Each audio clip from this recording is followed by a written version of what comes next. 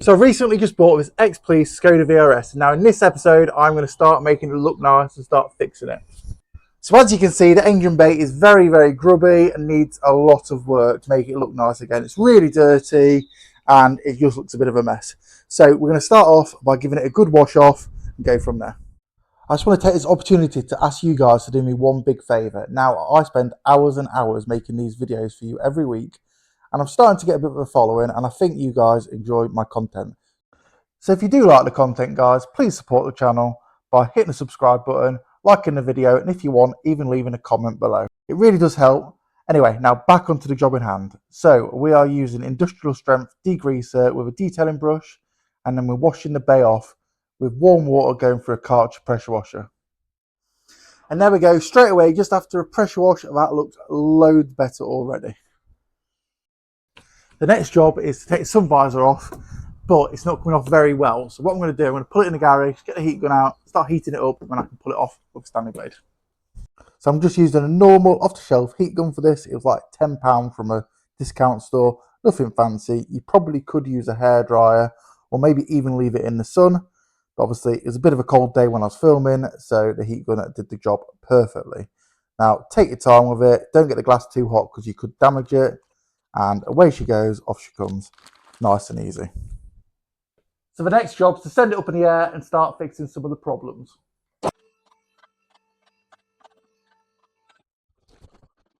So I'm going to take the wheels off to start off with and physically check the brakes. I'm going to slowly refurbish them. Now, the discs, if I'm honest, even though they're rusty, look nearly new, and so do the pads. But the calipers are just not very clean, not very nice. I'm going to strip them all, grease them, and I'm also going to paint them the proper green again, and obviously clean the brakes up. Wheels will be getting painted silver at some point, but not today.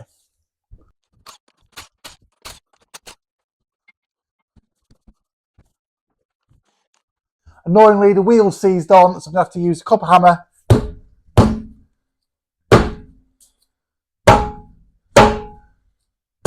That's it.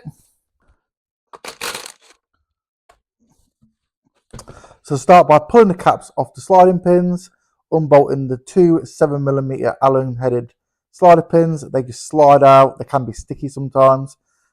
Then I unbolt the disc retaining screw, pull off the spring clip, remove the caliper, prise the piston back, remove the caliper hanger, and that is that lot stripped. Right, now that's all off, I do want to start cleaning this up a little bit. It's not going to be a show car, but I just want to make it look a bit cleaner, get rid of some of the dirt and the surface rust. The inner arch here is broken. I'm either going to replace it or just cut it. I'm not sure if the tires are a little bit too big, I don't know. So we'll look into that later. I use a wire wheel and a hammer just to remove the light surface rust to get rid of some of the big bits. So the coilover threads aren't in the best condition, so I'm just going to wire brush them a little bit and grease them because they're still okay, and if I ever want to adjust them in the future, I still can then. I just apply a load of cheap grease on the threads to hopefully prevent them from rusting anymore and give them a bit of longevity basically, because they're known for season. Next job is the brake hanger, and I'm just going to file up the sliding areas of the brake pads, and then I'm going to clean all this down and start painting it. So it's really important that the pads can slide freely in the hanger, hence using the file. Over time, they do rust in this area, and it can make things wedge up and stop working properly. I then use some Abranet cloth, just clean up the caliper hanger, followed by a wire wheel on the drill and the wire wheel on the bench grinder. Just try and get rid of it as much as possible, clean them up, make them look a bit better, ready for paint. Once I'm happy with the finish of the item, I panel wipe everything down, dry it all off with a towel, and then give it a good coat of X primer, maybe 2 or 3 coats of this stuff, followed by a heat gun to dry it in between each coat, and then go over it with the correct green enamel coach paint. Now this is being made to order. I bought it off the line from I think Paragon Paints.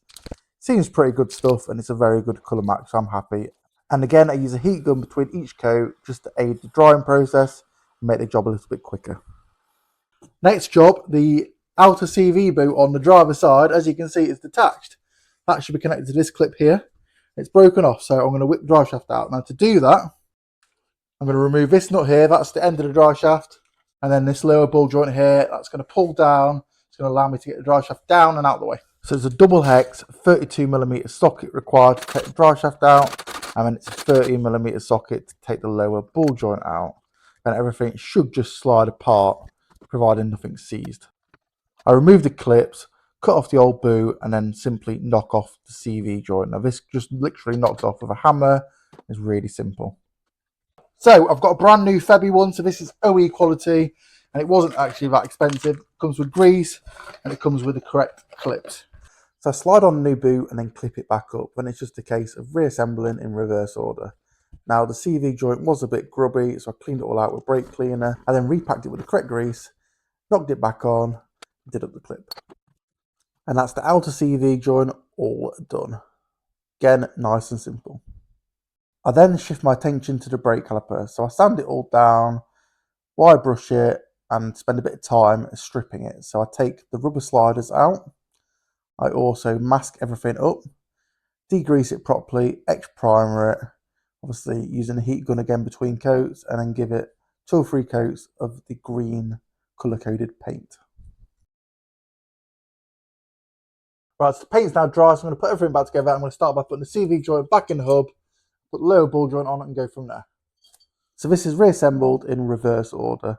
Really simple, basically. Shove the drive shaft back into the hub. I tighten the 32mm socket, and then I put the bottom ball joint bolts back in. Now I do use new bolts with new nuts because the originals weren't in very good condition. Then I fit the brake disc, followed by the hanger, the pads, rebuild the caliper, and put it all back together, torquing everything properly. Finally, I put the anti-rattle spring back on and clean the caliper with some brake cleaner. So everything's back together. The last job I'm going to do is just clean this up. So I probably will get a new inner arch at some point, but for now, I'm just going to basically cut some of this away and make it look a bit better.